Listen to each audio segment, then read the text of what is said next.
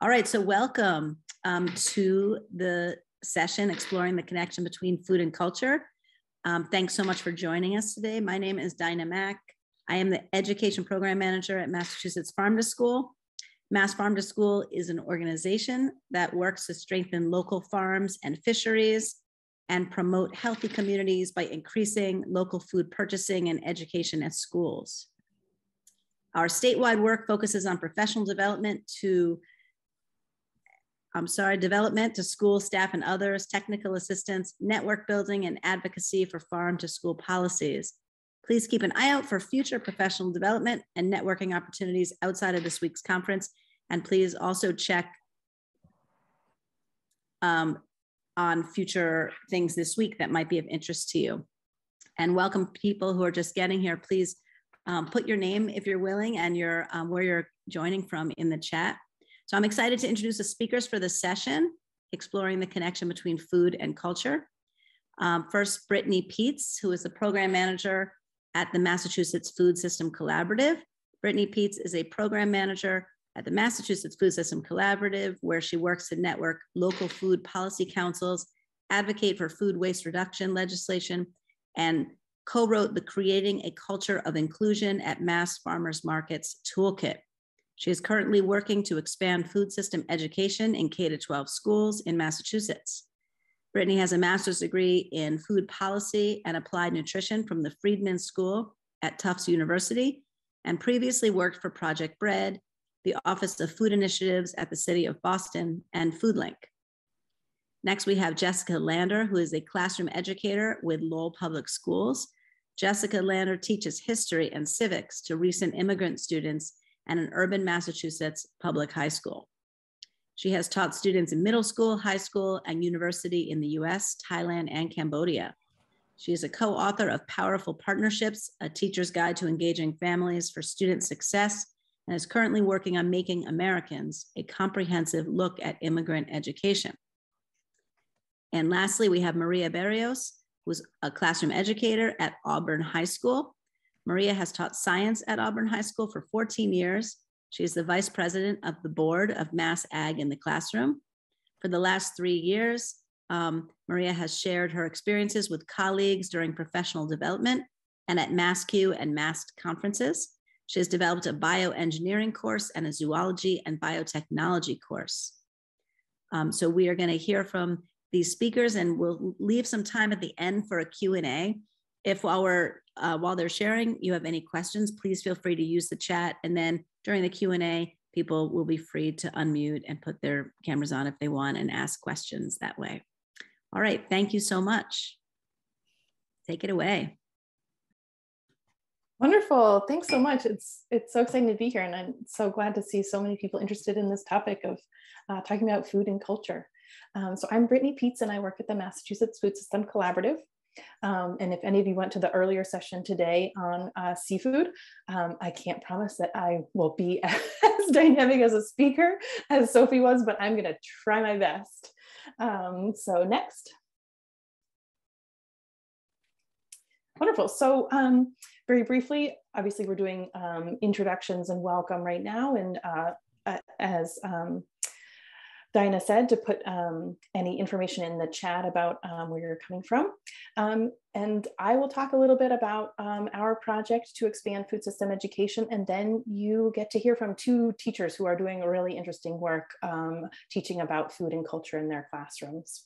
Next. That's me. So a little bit about the Massachusetts Food System Collaborative. So we are a small statewide nonprofit, and we work to implement the recommendations of the Massachusetts Local Food Action Plan. And we do that through doing research, network building, as well as advocacy at the state level. And we also try to build the capacity for other organizations to participate in advocacy as well. Next.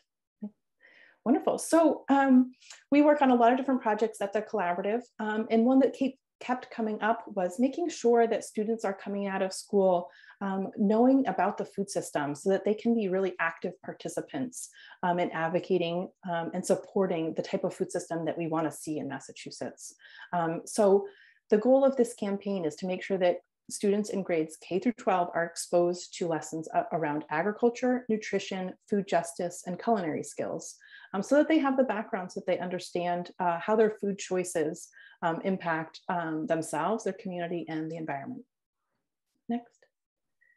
So what we've done for this project is to do a lot of research by talking to a lot of people who are experts in this. And so many of you are on the call. So I'm so flattered that you came to hear a little bit more about this project. But I'm so thankful for so many teachers and food service directors and students, community members, nonprofit educators, and state agencies who talked to me and really helped to shape this report. So included is a little bit about when we talk about food system education, what do we mean? And what are the benefits to students of learning about this? And then there are a bunch of case studies about food system education. Some of them feature you all. And then we've also got an overview of the other organizations like Mass Farm to School, Mass Ag in the Classroom, and others that are doing great work to either be in the classroom and do the educating, or working directly with teachers to provide lessons and other guidance to help this food education kind of grow within the state. I also talk to people outside of the state, so other agencies that are doing food system education in really different ways throughout the country, and what we could learn from that, bring back to Massachusetts.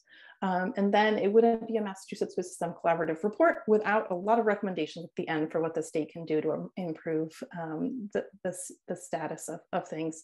So that's kind of what I'll talk about in a little bit.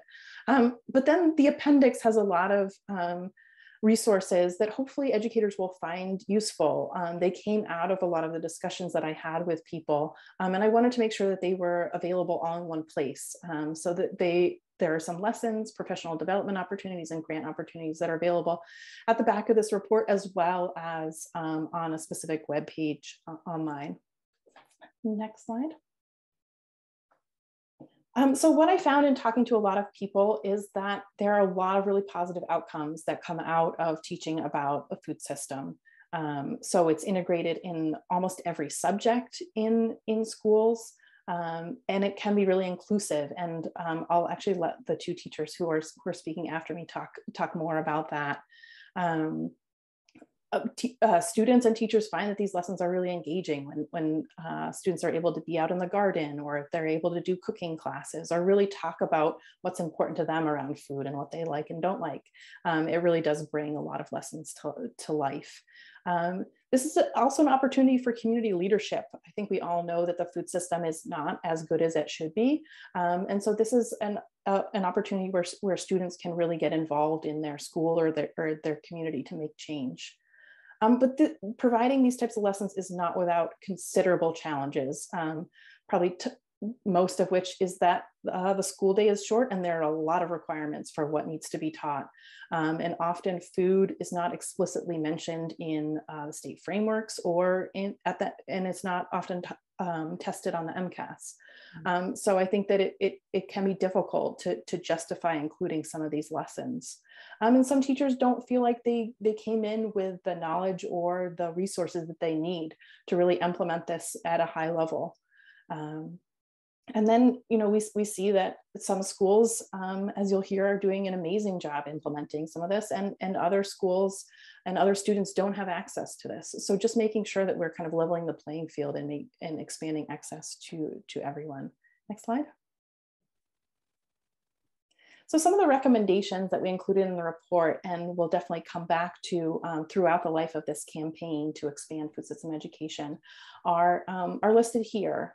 And first, and probably everybody on this call agrees, but it would be great to kind of expand it beyond this group, is that teaching about food system education is really important, that these are important life skills that students should really come away with.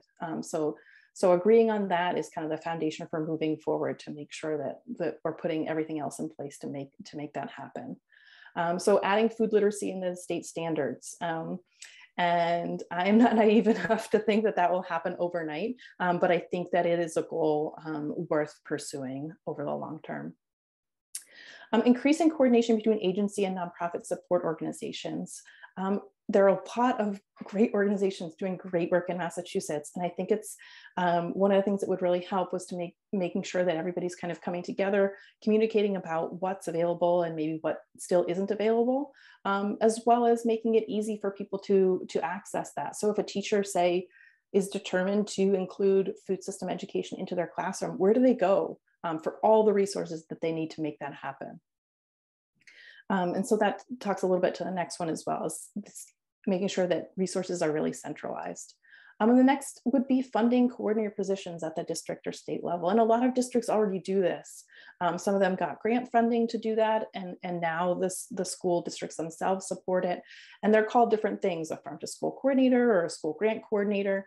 And what it helps to do is just make a single point person for this type of work, so that students have some continuity from grade to grade about what they're learning and how, so that the school garden is easier to organize and has a champion, because relying on volunteer parents or volunteer teachers is not always a sustainable model. And it really it helps to apply for grant applications as well. So having this type of position at the district and state level could be really, really impactful to make this easier and better throughout the state. And then the last one that I'll mention here is strengthening wellness policies. So as you may know, any school district that participates in the National School Meals Program has to have a written wellness policy. And there are definitely requirements about what should be included in that, including some about nutrition education. But often these policies aren't as explicit as they could be. And often the implementation isn't there as much as it could be. So if there's a way that we could support schools to really make this a dynamic policy that really sets the agenda for the school around what they're doing around wellness and nutrition and food system education, I think that would be a great opportunity to do that. Next slide. And so what we're planning to do now is continue to share the report, and I'll drop a link in the chat when I'm done here. And then we want to build a coalition. So if you're interested in joining us, we'd love to have you. There's a way to sign up on our website to get updates, as well as be invited to meetings that will help to shape the campaign. And then hopefully this fall we'll help we will start to craft some legislative asks and identify some people who we think could bring some of this forward. Next. So I'll put that link in the chat. But we'd love to have your support, and happy to answer questions in the chat at the end of the session or via email. Thank you. Take it away, Jessica. Fantastic. Thank you so much. And it's great to be here with everyone. I will share a little bit about one project we do in my classes at Lowell Public High School. And feel free to throw in questions or just like raise your hand. I'm a teacher, so I'm sort of used to that. Just jump right in. But I was asked today to talk about a project that my students and I created now about 4 years ago called Tasting History. And it is a cookbook embedded in our US history class. And so I want to both talk about the origins of that project, what it looks like, and then also some really powerful collaborations that have blossomed just in the last year. If I could have the next slide. So the Tasting History project is embedded within our US history class. I teach all recent immigrant and refugee students from about 30 different countries in Lowell at the high school level. So my students are between 10th and 12th grade, between 16 to about 21 years old, coming from all over the world. And very early in the year, we study immigration. We study 19th century immigration, early 19th century immigration. And when I was first conceiving of our final project for this unit, I was looking up lesson plans and ideas online to get some thinking going. And I was really struck by how so many of the lessons started with, have your students imagine that they had to leave their home and come to a new country. And of course, my students don't have to imagine that. My students are experts. And so really wanting to tap into the expertise of my students was the driving force behind Tasting History. And so as the culminating project for our study on 19th century immigration, my students study themselves and share their own immigration and moving stories. And what better way to do that through food as such a powerful medium to think about connections and think about all types of stories you might want to share. And so we start by brainstorming food in the community. Where do you get your groceries? Is that different than how or where you got your groceries back in home country? Where do you eat meals in your home? When do you eat meals? What is your favorite thing for your birthday? If you got to choose what was served, what would you serve to someone coming to your home as a guest? And we think about food and culture and history. And then each of my students has to choose a favorite family recipe. But they can't just look up how to cook that recipe online. They have to go home because we really want to center our family's knowledge and our family's expertise in our classroom. And so they have to go home and they have to get that recipe from their family member. And that could be a mom or dad or aunt or uncle with them in their house. It could be calling up a grandmother back home in Cambodia or in Brazil.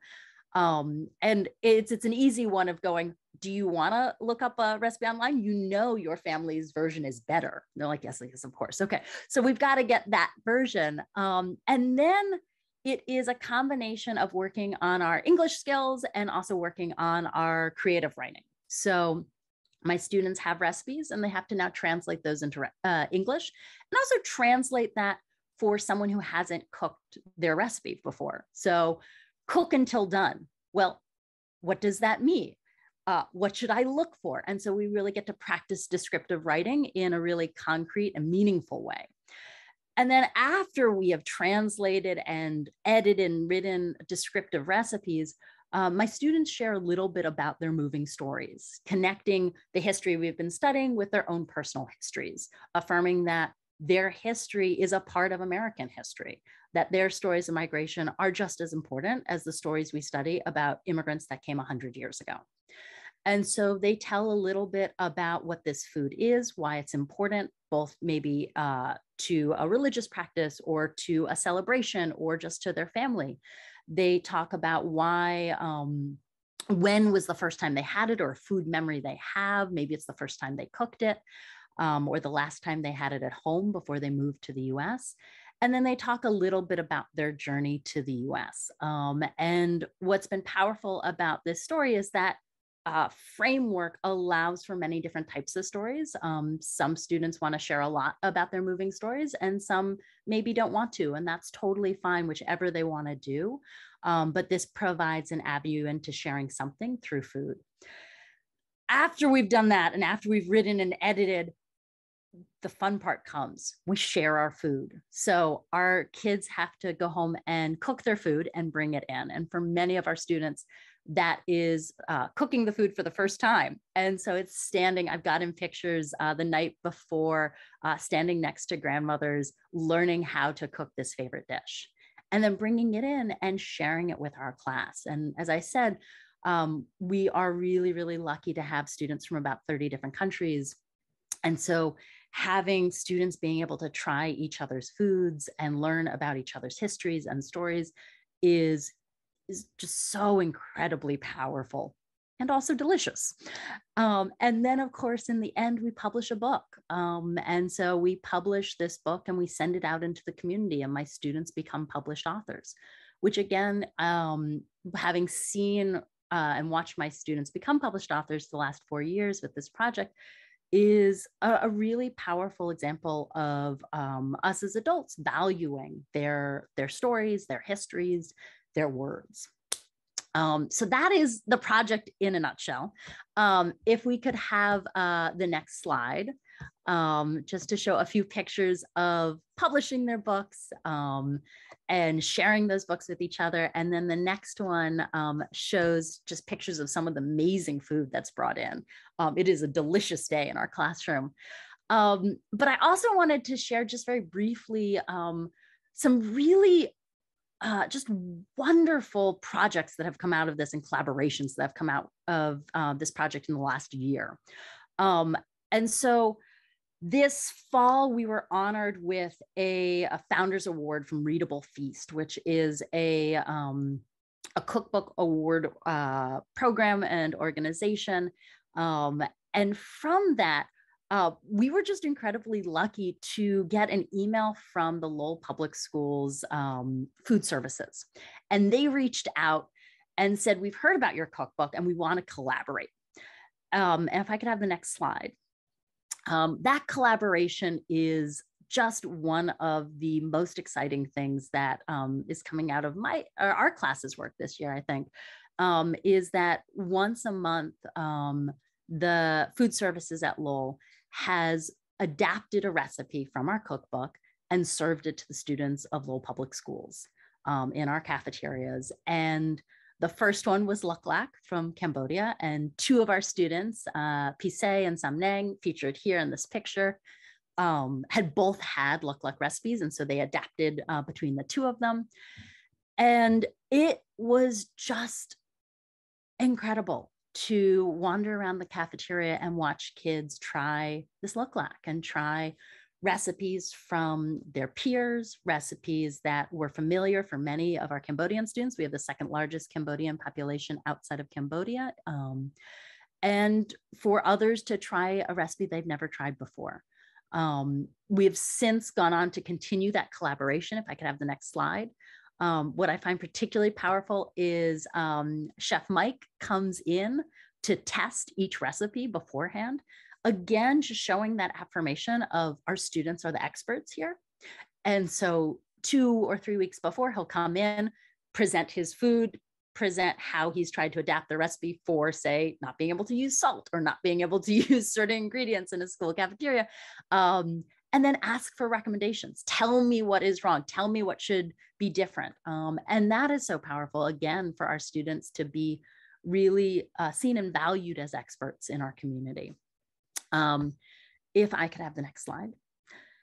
And so we have had over the last couple of months a whole host of different recipes featured, from Luk Lak to food from Cambodia to food from one of my Colombian students, one of my students from Somaliland, from Guatemala. We are going to have food from Brazil next week, and then food from Bangladesh. And it is, I think, in some ways, it's a really small thing, but it's also a really powerful thing for our students to be seen and to be recognized, and to know when they walk into the cafeteria that their food is represented here as well. For students who don't know their foods, to be able to share that food. The amount of kids who are really excited to try that has been just such a powerful, powerful collaboration for both the students whose food has been featured and whose families' recipes have been featured, and also, of course, their peers. And so if you could go to the next slide, just to sort of show sort of posters of what's happening in our school districts. And then the next one just features all of the 5 recipes that have been featured so far in our cafeteria. It's been just such an incredible collaboration with the Lowell Public Schools food services. And this is both being served at our school, but also at schools across the district. In addition, we are working now with members of the district to take the cookbook, and I actually have a copy of the cookbook here. Here's the cookbook. Take the cookbook and create lessons for 3rd grade and 5th grade to be using this as a jumping off point to explore food, to explore different ingredients that are used, to explore stories of migration and moving stories. And a way to connect the stories of our high school students with our younger generation, and so that our older students can be really seen as the teachers that they are in our community and in our schools. So I will shush for now, but I hope you'll ask questions. I am happy to share more about this project. My students are incredible. The collaborations that have arisen this year have been really, really powerful. And it's just one example of a way to sort of incorporate food and culture and history and honoring the stories of our students into a history class. If you are curious and want to possibly buy the book, try out the recipes, the next slide has our 2 books. Here I have QR codes, also throw the links into the chat. But the recipes are absolutely delicious and the stories are deeply powerful. So thank you for letting me talk about our work and our collaborations with the district, and happy to answer questions at the end. Wonderful. Thanks so much, Jessica. So inspiring. And you've got to read the chat because there are a lot of really nice things that people are saying about your work. So Maria, you want to talk to us about what you've been working on? Yes, thank you. Kind of tough to follow that, but congratulations. This story is fabulous. I really like it, and it gave me a few ideas. Thank you so much. So if you can start the slides. Next one.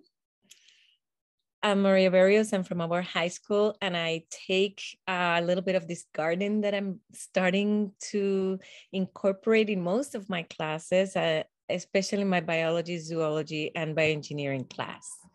If you can, next slide. I'm going to give you an introduction of our garden, very short, and then what do I do in some of those classes to connect garden or anything that connects to my curriculum to the garden. Then I have done a few project-based learning lessons with my students and inquiries, and I will give you some inquiry tips and ideas.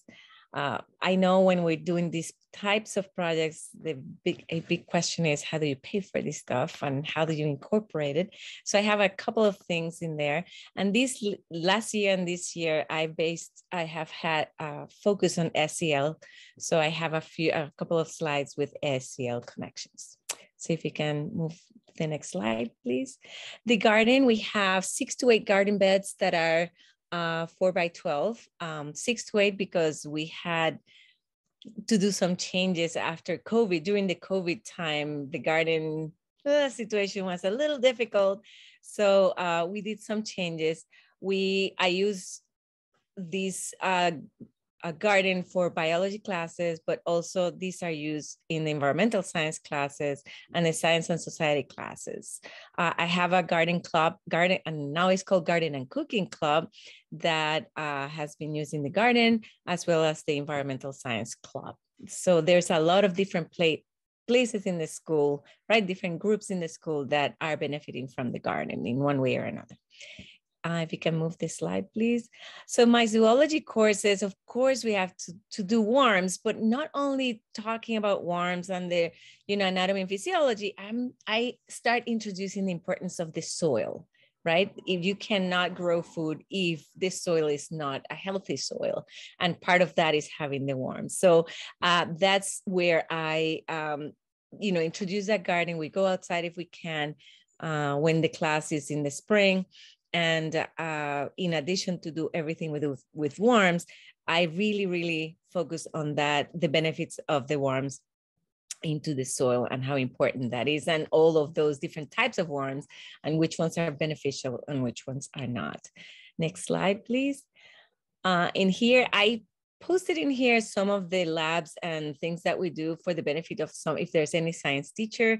These are hyperlinked, so you can go to the work and you can take a look at it. Next slide, please.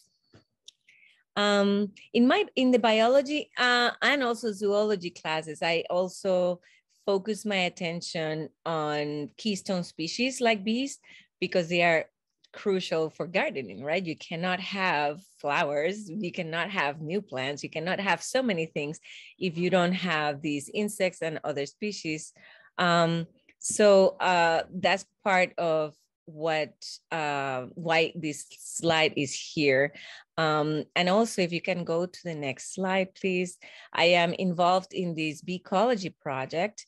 If you have a chance to check it out, it has lessons. We've worked a lot with WPI on developing this site.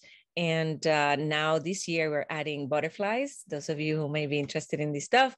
But again, trying to have our students understand that it's not just go to the supermarket and pick up the tomato, right? You need to think about all of the steps in getting that tomato to the store.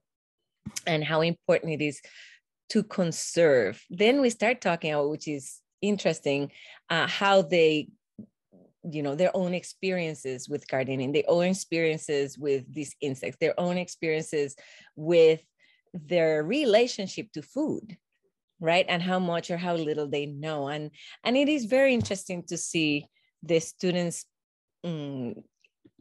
realizing, right? Like actually thinking about it, which is important for food and being interested in be socially responsible, right? For what is happening right now in terms of food production, and the lack of access to food for some of our students, right? Canned food versus fresh food, etc. Next slide, please. The couple of things I'm going to follow up with are the bioengineering class. In these, and I have a lot of stuff in here. If you can click on the little PowerPoint, it's a series of slides. So in this class, my students actually had to talk to students that have mobility problems, and they had to design a garden bed for 3 clients. So they went to the classroom. It was a collaboration between that classroom and ours, and they had to interview the students, figure out which student they could serve. They would have to design the bed. They would have to talk to the client, and then they would have to build it and then deliver the product, and the students had to test it, right? Try it and see how it worked. So the student that has access problems now had their own bed to plant, to be able to grow their own food. This came about because the year prior, we did a collaboration with these students, and they had a lot of access issues. The flower beds, the beds were too low. They had problems gathering the food. They had, all of these things. So as we did this collaboration, if it came from the students, wouldn't it be nice if they would have the same access that we did? And from this, then the students in prior years, they designed their garden beds for a pizza garden. So what we planted were things that they could harvest to make pizza at the end of the year, or at the beginning of the next year. We started in the spring, and we came back in September, and I taught them how to make salsa from scratch from the tomatoes from the garden. We taught them how to make pizza dough. So we made the pizza dough from scratch. We had students that were helping each other. They had issues cutting and, all of these things that we take for granted, but then they did it, right? They made their sauce, they made their pizza, and then we canned the extra sauce, and they were able to bring it home to cook again with their families. Through these, we learn a lot about what they do or they don't do at home, right? What kind of things they add to their sauce, what kinds of things, some of them never had made pizza before. It's not from the box anymore, right? So it was very powerful for everybody, the students who were helping, the students who were never able to do it before and now we're able to do this. So this was a very positive experience for everybody involved. And some of them started their 4x4 little garden in their own houses, which was really neat, and it's continued. Next slide, please. And then this came about, this happened, and all these students wanted to continue this work, and that's where the Cooking and Garden Club started. And it's through the club, because I'm not bound by the curriculum so much, because we have the Bioengineering and you have to cover all these things, and it's hard to do everything the students want to do for time constraints. But the cooking club is where that student-driven interests goes. They have taken it on their own. They have talked about their family experiences. They have brought their own spices and own recipes, and we have a kitchen, so we have actually cooked them and shared them with everybody in the club. And we have had tastes, cooking tasting, this soup versus this soup, this comes from this country versus this country. Oh, look at the spices that you, oh my God, you know, all of those things that you learn, and all those conversations that are very rich and inclusive. Right? It's not right or wrong. It's just the way your culture works, right? The way, what you bring to the table. And it has been a very positive experience for everybody. For our SEL connection, it has been important to hear voices. There's some parent called me and said, hey, does my such and such student, is she participating? And I'm like, gosh, this student is like a leader in the cooking club. Are you kidding me? This student doesn't speak in my house. We don't even know if this student is, you know, these kinds of things. So the parent connection, all of these things that happen that you're amazed as a teacher, the interactions that is outside of the classroom. I'm not the science teacher anymore. I'm like, I don't know anything about what you're talking about, you know, like you need to teach me. So it's been, just amazing. So if you click in the little video thingy in there, it has a pictures of the kids cooking and collaborating. And then we are reaching out to the middle school, and the middle school has a cooking club. So we last year, actually, at the end of COVID, we went and helped establish their garden. And so we have that connection, you know, from the middle school to the high schoolers that were the big kids going to help this, you know, the middle schoolers, and there's some continuity. And in the middle school, they do a lot of culture connections, right? So it's been a great connection. It's been nice to use the actual garden, right? Because we have these resources, but it's so difficult to coordinate. It's so difficult to use all these things meaningfully. And so the students feel like they are in charge, right? It is the student who is driving what we are doing. So we are doing a lot of outside of school, but also within the classroom connections. I'm not sure about the next slide. If you can move it to the next slide, please. And in here, you also have, you know, all of those. You can see when we're cooking, we're planting, we're sharing, we're troubleshooting. They are now trying to figure out what theme they want for the garden so we can cook in the fall when we come back. So we have, you know, that going. If you can do the next slide. Problem-based learning, I just want to put it in here. There's a lot of, when you're doing this, you have to be very well organized when you go to the garden, because there's a lot of students and maybe everybody needs to know their job. So I write everything on the board before we go, you know, your job, and also the safety piece, the first aid, who's going to help who. Before I go, I do this asset map, team asset chart, which is a shared document that everybody writes what I'm good at.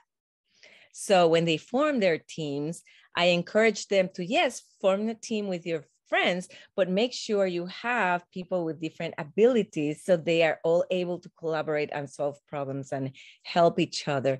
And that works really well because they start knowing each other in a different way. Right? Oh, I didn't know you could do that, and so on. But the project, the garden raised bed, is in here if you're interested, and the requirements and restrictions for those projects, and how that was done. Next slide. I just don't want to go above my time. Writing everything on the board, everything very explicit. I am 98% online, right? I do most of everything digitally, so they have access to everything. Everything is shareable, and there is accountability, accessibility, and visibility for everybody involved, because it can be very difficult to manage so many things going on at the same time. Next slide, please. If it is not the club, I always have some type of assessment. Again, I like the digital way of doing these things. This is here if you want some ideas for how I do this and how these are all hyperlinks. So if we share this, you can just click on it and you can go into them. The feedback grid is one of my favorite ones that is also everybody can see. And then I have this thing that I have developed of industry roles. So it works anywhere you do, depending on if it's in the garden, what is your role in the garden? Everybody has a job and we're all very happy at the end. And lastly, the self and peer evaluation is invaluable. I really, really enjoyed reading and then improving from there for myself as well as for each of the groups and the students. Next. Funding. As maybe all of you know, but grants are very important. Mass Ag in the classroom is what got me started in the garden in our school. MDAR has also some grants available, but the one that has given me a few grants so far, knock on wood, I can get another one next year, is our local Chamber of Commerce. They have a very nice, they are very teacher friendly. So as long as you can justify what you want to do, they will do their best to do. The other organization, David Berger Foundation, is a local organization from Auburn, and they are also so look at your local organizations and just ask, right? I need money to fund X, Y, or Z. We have a woodworking class. So they have built, for example, the shed for the garden. When my flower beds are in need of work, they do a great job. And other clubs and classes, the class of 2021 donated some money and stuff and things like that. And then be friendly with administrators and the community members.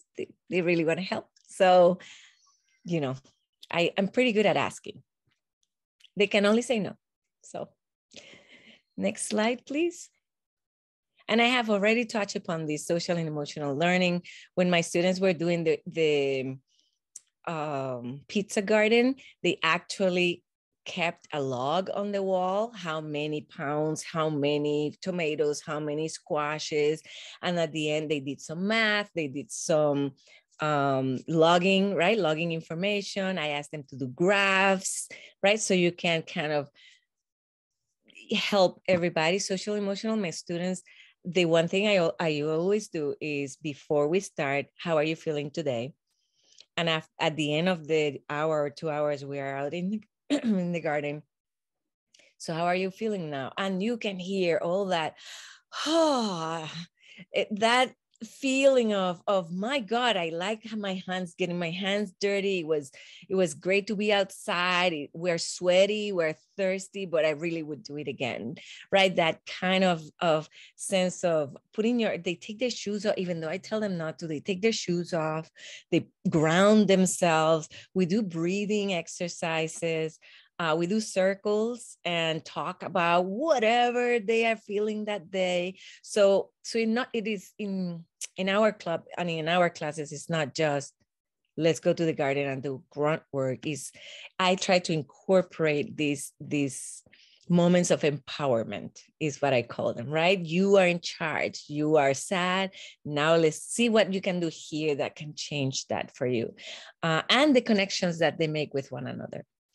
As students, but the other part is kind of selfish, but it is so awesome to be there, not as the teacher, right? It is so awesome to be there and hearing them talk to you as a person and feeling different. And in the classroom, they're very different.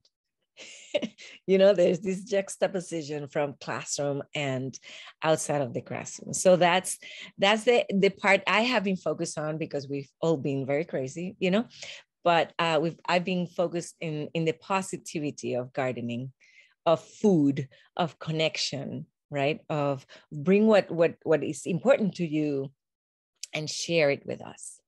And that's what we have been doing this year. So I don't know if there's another slide, but question. Yeah. Thank you for your time, everyone. Wow.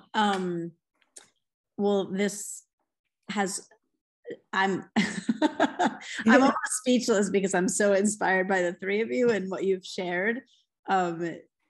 And all three of you have just shared such interesting, rich things that have made my mind spin, and I've been writing notes and questions, and so such revolutionary ideas for education. So I invite everyone to unmute yourself. If you want to ask a question, you can put question in the chat and I can read them. Feel free to put your cameras on if you want, or keep them off. We are going to be sharing all the recordings of our conference and also slide decks. And Brittany just generously put this slide deck, which has so many resources embedded within it, in the chat. So feel free to pull that out of the chat. Time for some questions or comments, and Maria and Jessica and Brittany, hope you've been reading the chat because there's some very kind feedback for all of the work you've been doing.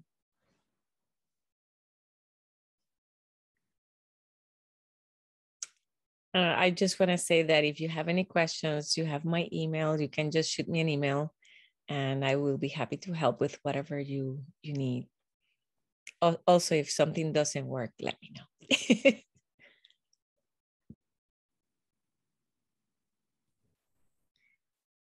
Maria, could you speak a little more about the citizen science project with the bees? Yes. Are you contributing your data to a larger data pool? It is amazing. So for the last 3 years, we've been working on improving the Ecology projects, which is, as you said, it's a citizen science project. The students go outside. The website has step-by-step instructions and videos on what to do. Basically, you take a little video of the bee, and then you go into the website and you go through the steps to identify the bumblebee that you saw. And then you add that to the database.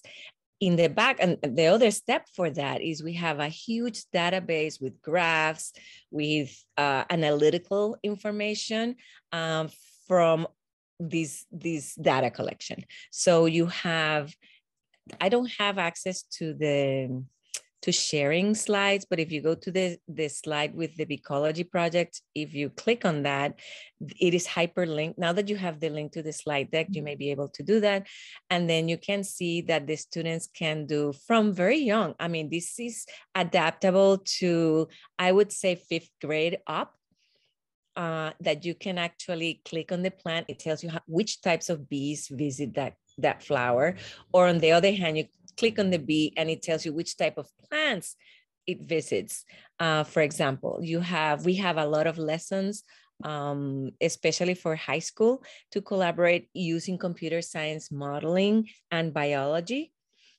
In which it is like a game. It is like a computer game in which you add the bees, or you take the bees out, you add the flowers, you take the flowers out, you add, in some of them, you also add predators or disease, and you see what happens over time in a few seconds. Right. And every iteration of that is a different result because it's a different, the data set is unique.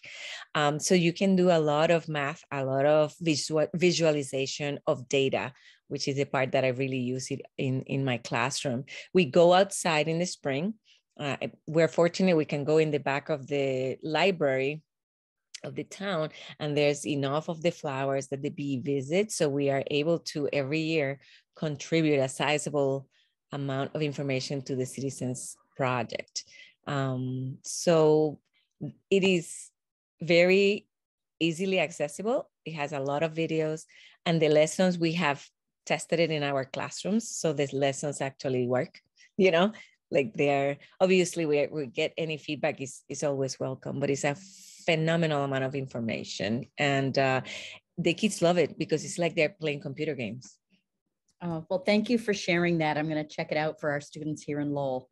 And let me know if you have any questions or suggestions. We are definitely open to that.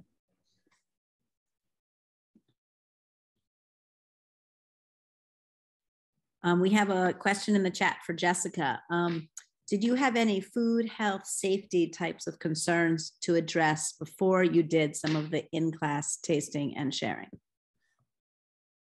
No. I mean, so I asked my kids in terms of, do you have allergies? And honestly, like in the many years I've taught my students in Lowell, almost no one has ever actually had an allergy. If there are allergies, we would make labels. We make labels in terms of certain meats, so identifying pork and beef. And so just like making those labels. And of course, we're not like force feeding children. And so they can sort of choose to eat what they want to eat and ask their classmates, like, what's in this dish, which we also really encourage to make sure that they're having conversations about that food. So it hasn't really been an issue, which is great.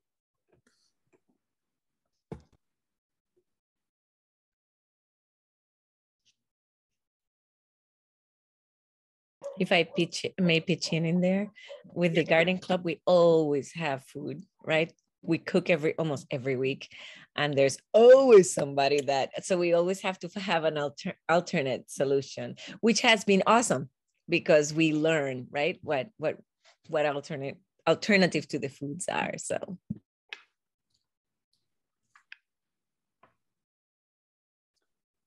I'm very struck by these really powerful project-based learning opportunities. And it just points to, Brittany, the importance of your work to make this accessible to all students, because the students that Maria and Jessica have are just so fortunate.